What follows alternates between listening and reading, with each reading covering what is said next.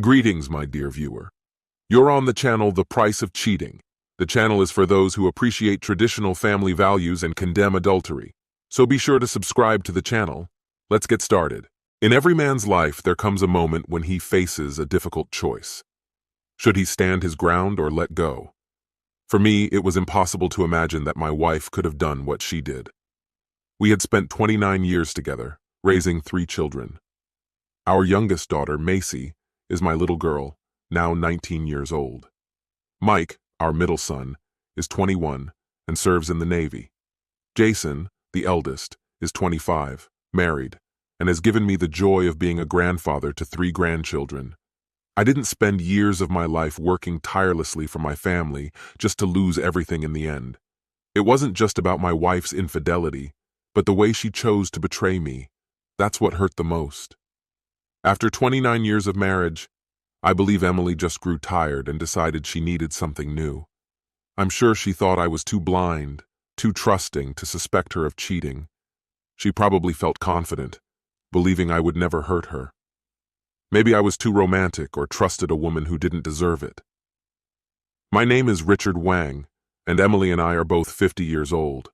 To others, we might have seemed like a typical middle-aged couple, but I never thought that way. I took care of myself, ran 2 miles a day, ate right, and, most importantly, took care of my family. Isn't that what a man is supposed to do?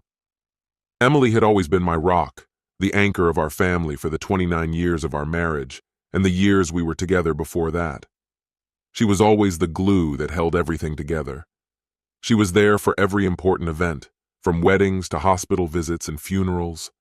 Whatever life threw at us, she never gave up. So why am I sitting here alone in our house waiting for the kids to come back? Let me explain. Last year, Emily started distancing herself. She became less social and often seemed lost in her thoughts. Every time I asked if something was wrong, she brushed it off, saying it wasn't serious. But 2 months ago, her behavior changed so much that I couldn't ignore it anymore. I constantly reminded her that we were together, as husband and wife, and that nothing could separate us. Then suddenly she smiled, the first genuine smile I'd seen in a long time. That smile eased my worries. It made me believe everything would go back to the way it was. But then Emily asked me to sit down and listen to her without interrupting. I agreed, and she began. For the next hour, she poured out her emotions. Much of what she said shocked me, but I remained silent and listened. She confessed that she felt trapped and had lost herself in our marriage. She said she needed space to rediscover who she was.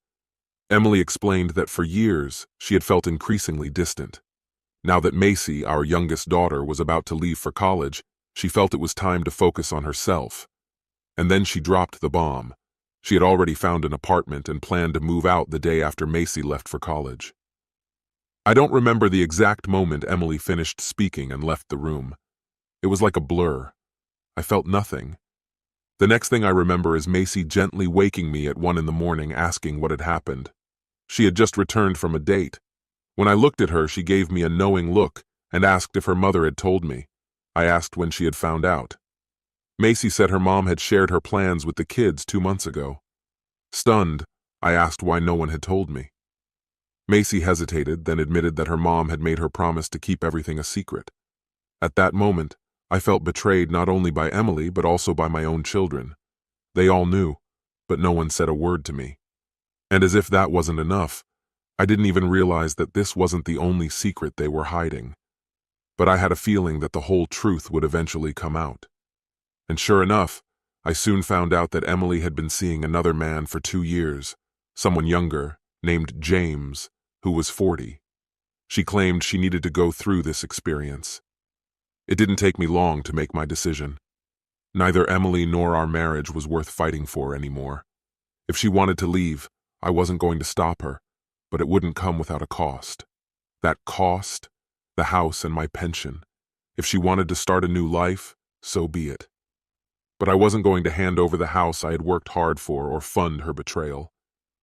You're telling me that after all these years of deceiving me behind my back, leaving me, and now you expect me to pay for all the time you spent lying to me? Absolutely not.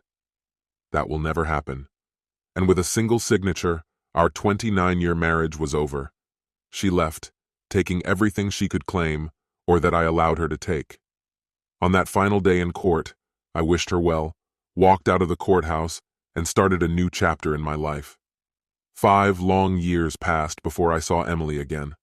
Once I was free, the first thing I did was go on a deep-sea fishing trip, which turned out to be one of the best decisions of my life. The calm of the open ocean, with the sound of the waves and the seagulls, was exactly what I needed. I enjoyed it so much that I sold my house on land and bought a home on the water. Around the same time, I filed for my retirement, cashed in my account, and started planning for the future. With $500,000 in the bank, I'd receive $3,500 monthly for the rest of my life. I bought a large yacht for my new life at sea, determined to spend my days sailing the seas. Who knows, maybe along the way I'll meet a mermaid. A man can dream, right? As they say, the sea called me, and it was exactly what I needed. Time flew by. It had been nearly 5 years since I became a sailor, hardened by the winds. After returning from a 2-month cruise, I got a call from Maisie. She asked how I was doing and where I was. Suspecting her sudden interest, I asked what she needed, sensing there was more to this. And then Maisie dropped the bomb. Emily needed my help. I immediately asked why, after all these years, her mother suddenly needed something from me. Then Maisie delivered more news. Emily had a little girl. I didn't know about that.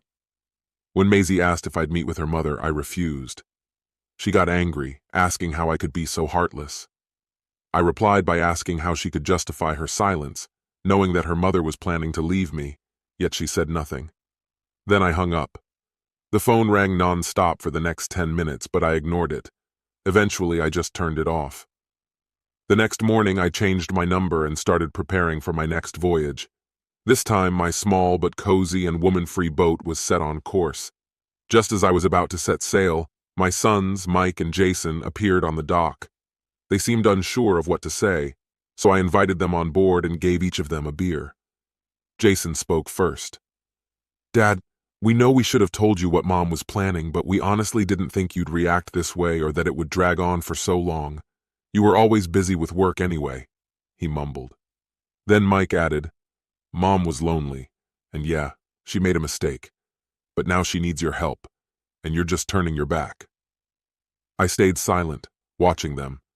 Jason cleared his throat, exchanged a glance with Mike, and asked, "Aren't you going to say anything?"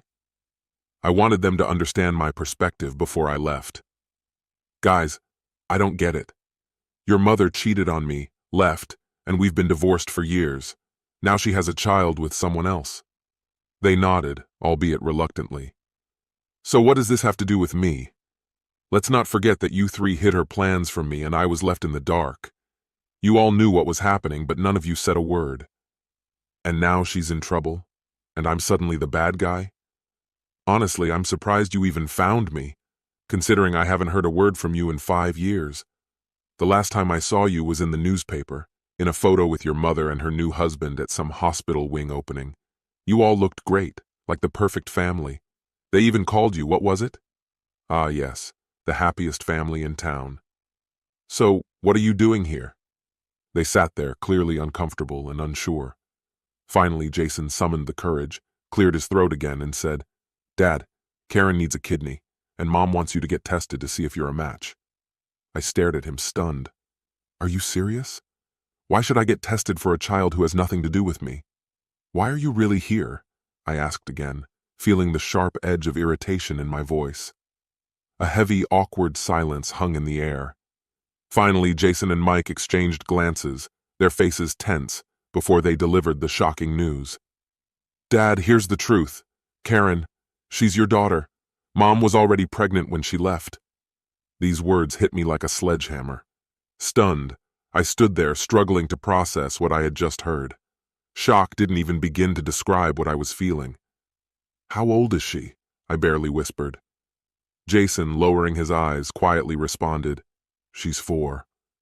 I took a deep breath, trying to hold back my anger. "And how long have you known about this?" I asked, though the question barely concealed the rage building inside me. They looked at each other again, hesitating. Finally, Mike spoke. Mom told us around the time of the divorce. I stared at them, my sons, whom I had raised and taught to always stand by the truth, but now they seemed like strangers to me. These were my children, and they had kept something so important from me. Disappointment crushed the last remnants of faith I had in them. There was no point in continuing this charade. It was over. Without a word, I stood up, walked to the door, and opened it. A single nod was enough for them to understand. It was time to leave. Jason and Mike hesitated for a moment before heading to the dock. Within minutes, they were gone, leaving me alone with the suffocating silence of my thoughts. I continued my final preparations, ready to sail away and leave all of this behind. But just as the boat began to pull away from the dock, I saw Emily running toward me, her desperation growing with each step. She jumped onto the boat at the last second, just as I was about to turn off the engine. I was ready to push her off when suddenly, a child's voice called out from the pier. A little girl was calling for her mother. I snapped. "Get off my boat, Emily!" I roared, all my anger spilling out. Instead of obeying, she pulled out a pair of handcuffs and with one swift movement, cuffed herself to the dock cleat. She sat down, her voice trembling but filled with determination. "Richard, please," she begged, her eyes filling with tears. "Don't take this out on Karen. She's innocent. She needs a kidney donor, Richard. She'll die without it. I know I hurt you, but please don't punish her for my mistakes." Her words didn't reach me. I looked at her, cold and detached. "I'm not the man you knew anymore, Emily," I replied, my voice icy. "I've changed and it's your fault. I don't care about you or her. Karen doesn't exist to me, and you would have never told me anyway. You and that child mean nothing to me." She sobbed, rattling the chains, begging, but I was resolute. Grabbing an axe, I approached, ready to cut through the handcuffs. But something stopped me. A thought flickered in my mind. Maybe this was my chance to fix the mistakes of the past. "Emily," I said, unexpectedly calm. "I'll help Karen." Her face lit up, disbelief mixed with hope. "Anything, Richard! I'll do anything!" she cried, her voice cracking with relief. I returned to the dock, and Jason rushed over with the key to free her. The joy on her face was palpable, but I remained cold, calculating. The next morning I found myself in the hospital, with my lawyer by my side. Emily's joy quickly turned to suspicion when she saw him. After they took my blood, the doctor returned with the news. I was a match as a donor. Emily's joy was short-lived. My lawyer stepped forward and presented the terms. "To save Karen," he said firmly, "you must sign away your parental rights, permanently." I looked at Emily, our eyes locking. "For years I sacrificed everything for you and the kids. When you wanted a new car, I gave you mine. When the kids needed something, I worked myself to exhaustion to provide for them. I missed all of their childhoods, and what did I get in return? Betrayal, from every one of you." I glanced at my former family gathered together, their faces pale. "Now it's your turn to sacrifice. If you truly love Karen, you'll let her go, or you can wait for another donor." Emily's face twisted in rage and despair. "I will never give up my child!" she screamed. Without a word, my lawyer and I stood to leave. Jason and Mike rushed to block our path, but my lawyer stopped them. "Touch him, and I'll make sure you spend the next 10 years behind bars." They froze, torn between anger and common sense. Then my eldest son spoke, his voice shaking with emotion. "How can you live with yourself knowing you're letting your own daughter die?" I stopped and turned to face him, meeting his gaze with cold indifference. "And how do you live with yourself, knowing you turned your back on me? Does that guilt keep you up at night?" "Tonight, I will sleep peacefully." The events that took place at the hospital became the catalyst for a serious conflict. In the days that followed, there was talk of imposing a legal restriction on me that would have kept me in the country indefinitely. But, just at the right moment, I started the engine of my boat, pulled away from the dock, and after about a mile out into open water, I stopped. I calmly rocked on the waves, paying no attention to the commotion and desperate gestures of those left on shore. Soon, a bailiff approached me by boat, but I increased my speed and sped away. They would have had to chase me for hundreds of miles along the coast, before I would even think of unfurling the sails. Once we crossed the border into international waters, the bailiff gave up. I dropped anchor about a mile offshore, and as soon as I had signal, I called my lawyer to get the latest updates on the situation back home. He told me that Karen's condition had worsened and that Emily was desperate to speak with me. I asked him to arrange a video call. When the call connected, Emily once again begged me to reconsider my decision. I couldn't hold back a smirk. "It's just like how you and the others treated me," I replied. "You three conspired against me and threw me overboard.